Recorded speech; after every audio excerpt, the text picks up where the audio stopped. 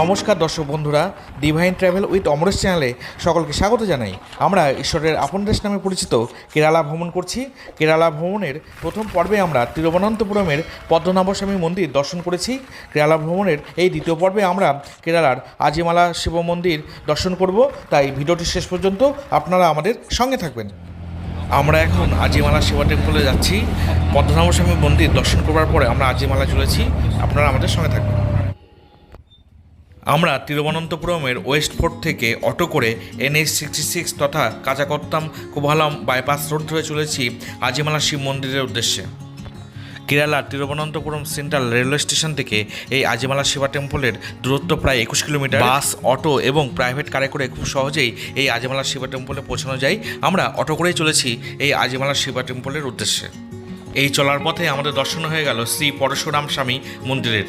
এই মন্দিরটি হলো কেরালার অন্যতম প্রাচীনতম মন্দির এবং এই মন্দিরটি ভগবান পরশুরামকে উৎসর্গ করে তৈরি করা হয়েছে। সময় অভাবে আমরা এই মন্দিরটি দর্শন করতে পারলাম না। আমাদের অটো এই NH-66 ধরে খুব দ্রুত গতিতে এগিয়ে চলেছে আজিমালা টেম্পলের উদ্দেশ্যে। এই পথ চলতে চলতে আমরা কেরালার প্রাকৃতিক সৌন্দর্য এবং এখানকার মানুষের পরিষ্কার পরিচ্ছন্নতা এবং এখানকার বাড়িঘরের নির্মাণশৈলী দেখে ক্রমশ আমরা মুগ্ধ হয়ে চলেছি। আমাদের অটো পুনকুলাম, কোভালাম, ভিজিহাম, পুনাকুল্লাম প্রভৃতি জনপদের মধ্য দিয়ে খুব দ্রুত গতিতে আজিমালা টেম্পলের উদ্দেশ্যে এগিয়ে চলেছে।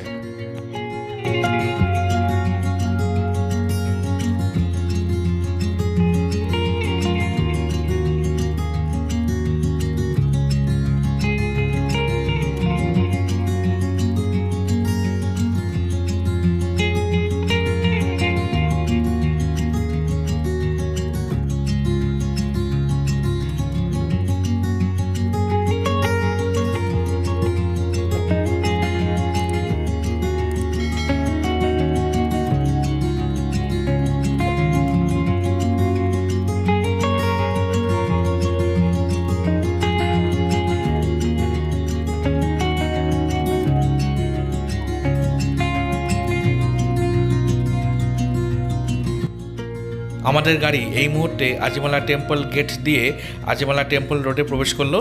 এই আজিমালা গেট থেকে এই আজিমালা টেম্পলের দূরত্ব মাত্র 800 মিটার। এই রোডটি খুব খাড়া, তাই গাড়ি নিয়ে খুব সাবধানে ওঠানামা করতে হয়। আমাদের অটো এই মুহূর্তে প্রবেশ করছে এই আজিমালা টেম্পলের সামনে। তিরুবনন্তপুরমের ওয়েস্ট ফোর্ট থেকে এই আজিমালা টেম্পল পর্যন্ত পৌঁছাতে আমাদের অটো করে সময় লাগলো প্রায় 45 মিনিট। আমরা আজিমালা শিবা টেম্পলে রয়েছি। এই মুহূর্তে আমরা আজিমালা শিবা টেম্পল ভ্রমণ করছি। এটি হলো আজিমালা শিব মন্দিরের সম্মুখ ভাগ। এই মন্দিরটি তামিলনাড়ু স্থাপত্যের অনুরূপ শৈলীতে নির্মিত হয়েছে। এই মন্দিরটি ভগবান দেবাদিদেব শিবকে উৎসর্গ করে তৈরি করা হয়। এই মন্দিরটি আজিমালা শিব মন্দির দেবশ্রম ট্রাস্ট দ্বারা পরিচালিত হয় এবং এই ট্রাস্টের দ্বারা এই মন্দিরে প্রবেশের সুনির্দিষ্ট নিয়মাবলী দেওয়া রয়েছে।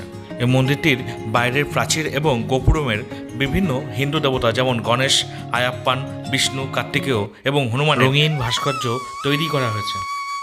এই আজিমালা শিব মন্দিরে প্রবেশের প্রবেশ মূল্য রয়েছে। মাথাপিছু 20 টাকা টিকিট দিয়ে আমরা এই মন্দিরের ভিতরে প্রবেশ করছি। এই মন্দিরের প্রধান আকর্ষণ হলো মহাদেবের 18 মিটার তথা 58 ফুট লম্বা গঙ্গাধরেশ্বর ভাস্কর্য। মহাদেবের এই ভাস্কর্যটি কেরালার সবচেয়ে উঁচু শিব ভাস্কর্য। এই ভাস্কর্যটি নির্মাণ করেন আজিমালার স্থানীয় ভাস্কর PS দেবদাথান। এই ভাস্কর্যটি নির্মাণ কাজ শুরু হয় 2রা এপ্রিল 2014 সালে এবং এর নির্মাণ কাজ শেষ হয় 31শে ডিসেম্বর 2020 সালে, অর্থাৎ প্রায় 6 বছরের অধিক সময় ধরে এই ভাস্কর্যটি নির্মাণ করা হয়েছে এবং 2021 সালের গোড়াতেই এই ভাস্কর্যটি জনসাধারণের জন্য উন্মুক্ত করে দেওয়া হয়। এই 58 ফুট উচ্চতা বিশিষ্ট মহাদেবের গঙ্গাধরেশ্বর ভাস্কর্যটিতে উপবিষ্ট ভঙ্গিতে 4 বাহু শিবকে চিত্রিত করা হয়েছে।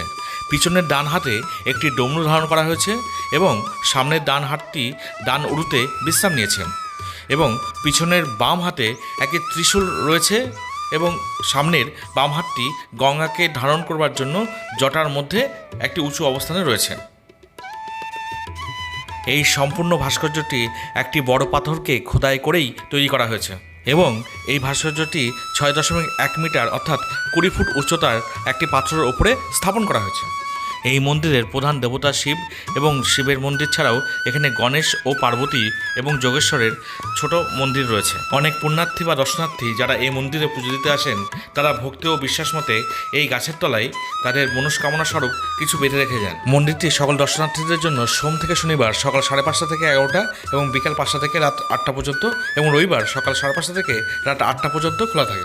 আমরা এখন এই শিব মন্দির থেকে নেমে এই বৃহৎ পার্কিং লট এবং এই বিচের দিকে চলেছি।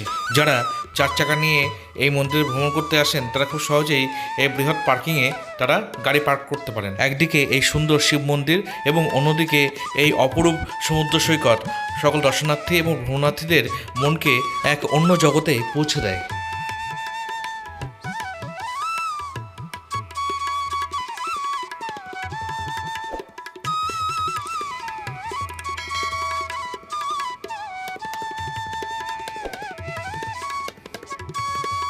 আমরা এই সিঁড়ি বেয়ে এই অপূর্ব সমুদ্র সৈকতে পৌঁছানোর জন্য এগিয়ে চলেছি।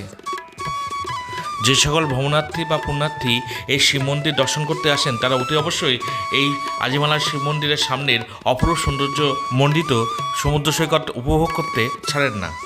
তাই আমরাও চলেছি এই সমুদ্র সৈকতকে খুব সুন্দরভাবে উপভোগ করবার জন্য।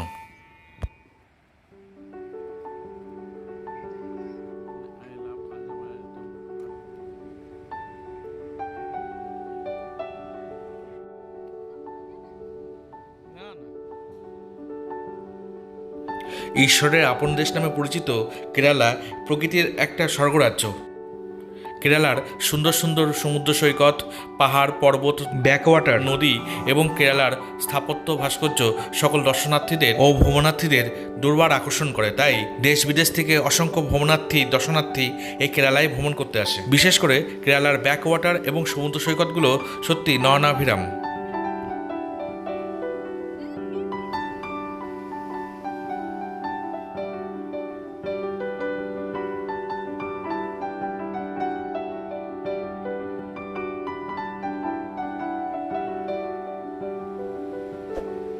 পড়ন্ত বিকেলে সূর্যের ম্লান আলোর প্রতিফলন পড়েছে এই সমুদ্রের বিশাল জলরাশির উপর।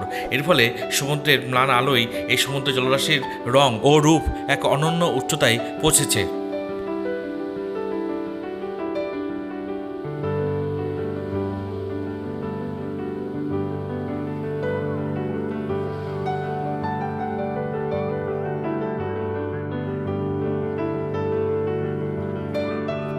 এই অপরূপ সৌন্দর্যমণ্ডিত এই আজিমালার সমুদ্র সৈকতে সকল ভ্রমণার্থীদের বসবার জন্য এবং সমুদ্র স্নান উপভোগ করবার জন্য সুন্দর সুন্দর টেন্ট এবং বসবার চেয়ারের ব্যবস্থা রয়েছে।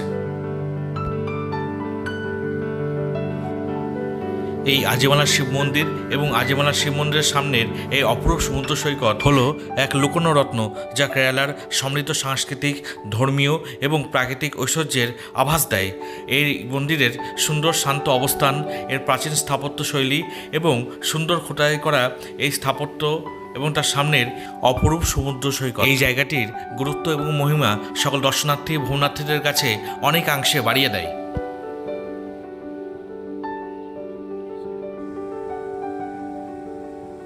পড়ন্ত বিকেলের ম্লান আলোয় সিক্ত এই সমুদ্রের বিপুল জলরাশির রূপ, রস এবং ঐশ্বর্য গায়ে মেখে আমরা আবার ওপরের দিকে উঠতে লাগলাম।